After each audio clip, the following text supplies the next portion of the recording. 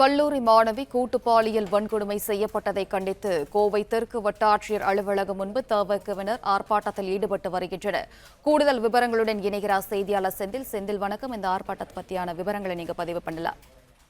கோவையில் நடந்த கல்லூரி மாணவி கூட்டுறவு பாலியல் வன்கொடுமை சம்பவத்தை கண்டித்து கோவை தெற்கு வட்டாட்சியர் அலுவலகம் முன்பு கோவை மாவட்ட தமிழக வெற்றி கழகம் சார்பில் தற்போது கண்டன ஆர்ப்பாட்டமாக நடைபெற்று வருகிறது.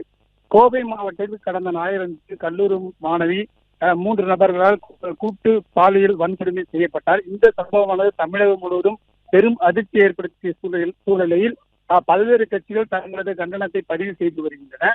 இதன் ஒரு பகுதியாக கோவை தெற்கு வட்டாட்சியர் அலுவலகம் முன்பு தற்போது கோவை மாவட்ட தமிழக வெற்றி கழகம் சார்பில் கல்லூரி மாணவி பாலியல் வன்கொடுமை செய்யப்பட்ட சம்பவத்தை கண்டித்து கண்டன ஆர்ப்பாட்டமானது தற்போது நடைபெற்று வருகிறது.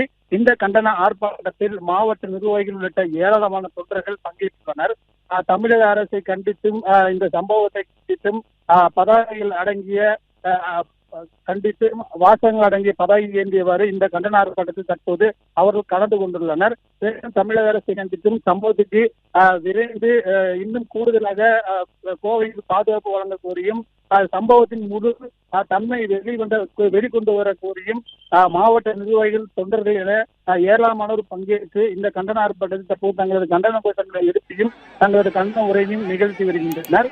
இந்த கண்டன ஆர்ப்பாட்டத்தின் காரணமாக அந்த பகுதியில் காவலர்கள் அதிகளவில் பாதுகாப்பு பணியிலும் ஈடுபட்டு வருகின்றனர். கல்லூரி